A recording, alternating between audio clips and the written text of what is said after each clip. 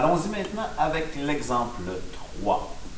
Donc, nous avons une mise en situation, nous allons la lire et essayer de la représenter à l'aide d'un dessin. On a Michel et André se trouvent à 150 mètres l'un de l'autre. Donc, on va représenter le sol ici.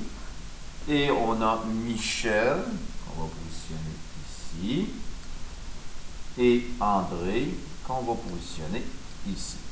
Donc, Michel et André se trouvent à 150 mètres l'un de l'autre. Donc, la distance qui les sépare ici, 150 mètres entre les deux. Ils observent un ballon qui flotte au-dessus de l'établissement d'un concessionnaire automobile pour annoncer un solde. Donc, Michel voit le ballon avec un angle d'élévation de 50 degrés et André sous un angle de 38 degrés. Donc, ça veut dire que c'est André, puisque l'angle est plus prononcé au niveau de l'élévation.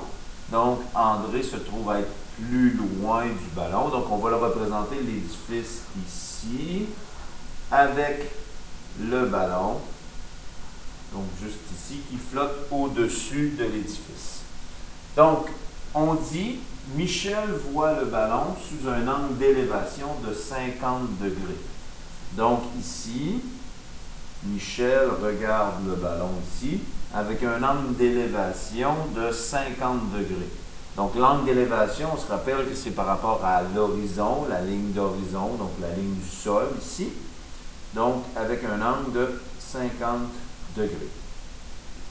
Tandis que André, sous un angle d'élévation de 38 degrés. Donc, André, ici, l'angle d'élévation, donc toujours par rapport à l'horizon, 38 degrés. Quelle distance sépare André du ballon? Donc, on va mettre B ici pour le ballon. Donc, on veut savoir la distance ici qui sépare André du ballon. Donc, on veut la mesure de AB dans ce cas-ci.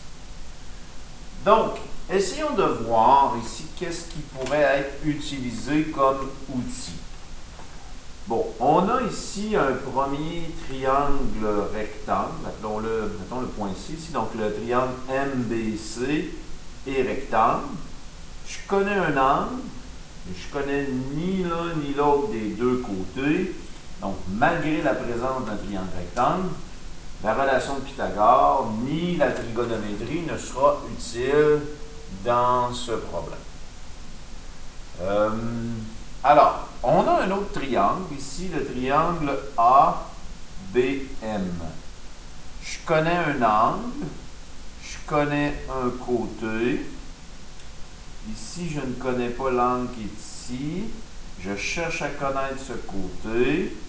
Celui-là est inconnu. Ici, on a le sol. Donc, le sol ici, 50 degrés. On pourrait peut-être déduire la mesure de l'angle qui est ici.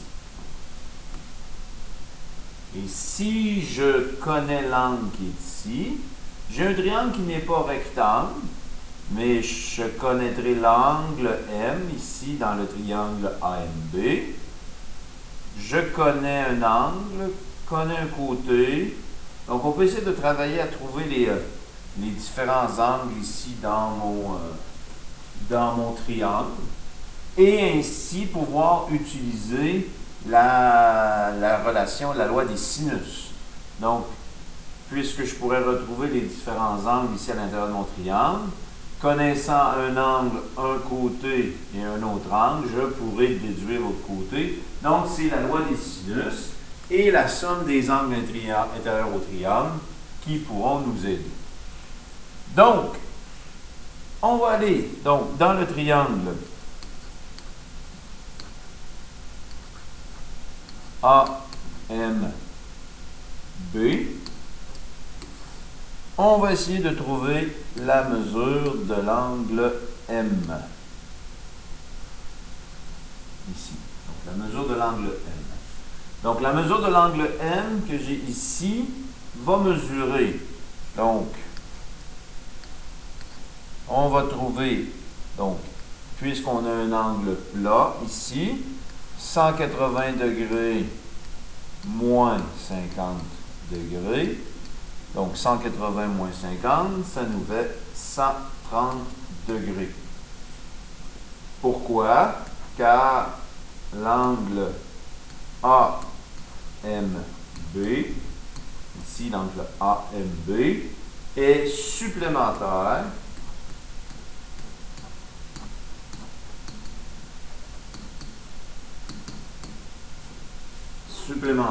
ça veut dire que ça donne 180 degrés en tout, et supplémentaire à l'angle BMC. Ben, l'angle, ouais, BMC. Donc, on vient de trouver 130 degrés ici. On peut peut-être se poser la question pour l'angle B ici à l'intérieur du triangle. Donc, on va retrouver la mesure de l'angle B. Donc, on sait que la somme des angles intérieurs au triangle donne 180 degrés. Donc, 180 degrés moins la somme des deux autres, donc 38 plus 130. Donc, on peut aller chercher notre calculatrice pour faire le calcul. Donc, on a 180 degrés moins la somme des deux autres, 38 plus 130, juste ici, ce qui nous donne 12 degrés. 13, 12 degrés. Pourquoi? Car la somme des angles intérieurs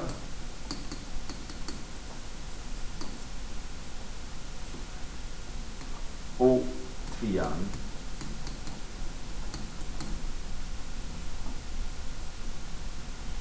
est 180 degrés.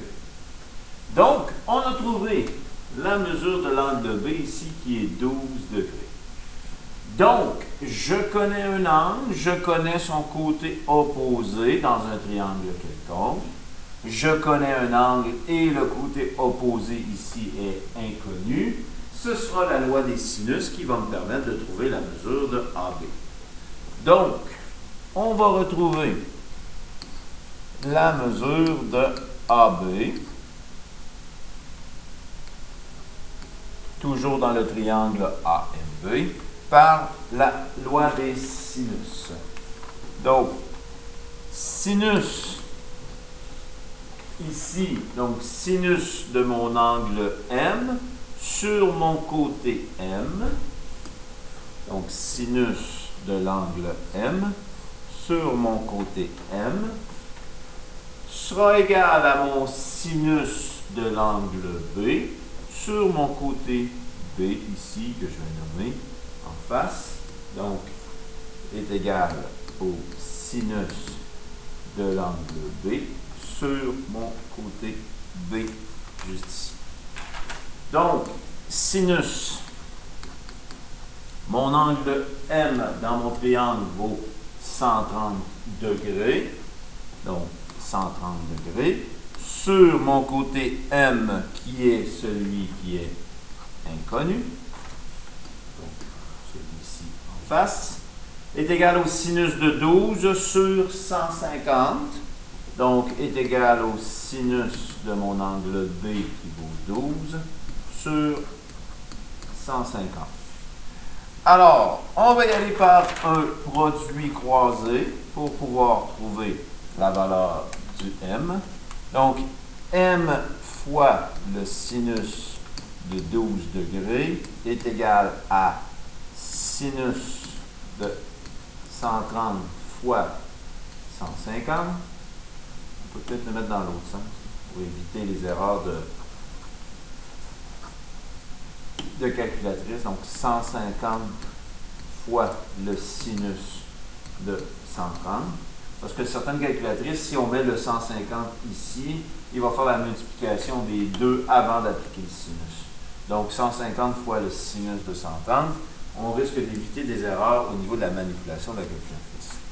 Je veux trouver mon m ici, donc je dois me débarrasser du sinus de 12 qui multiplie mon m. Donc je vais diviser par sinus de 12. Je vais diviser par sinus de 12. Donc, sin de 12 sur sin de 12, ça fait 1. Il me reste m, ici. Et je vais calculer ici ce que ça donne. Donc, 150 fois le sinus de 130. Moi, je préfère toujours faire un égal ici. Et ensuite, diviser par le sinus de 12. Ce qui me donne 552,67. Donc, 5 environ. On voudrait être ici. Donc, environ ici, on a dit 552,67.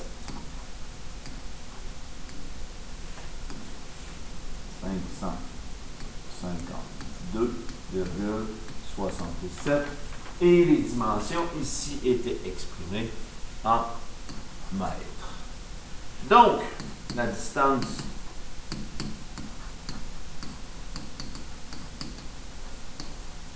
qui sépare André, c'est André, oui André, du ballon est de 552,68 mètres. Voilà.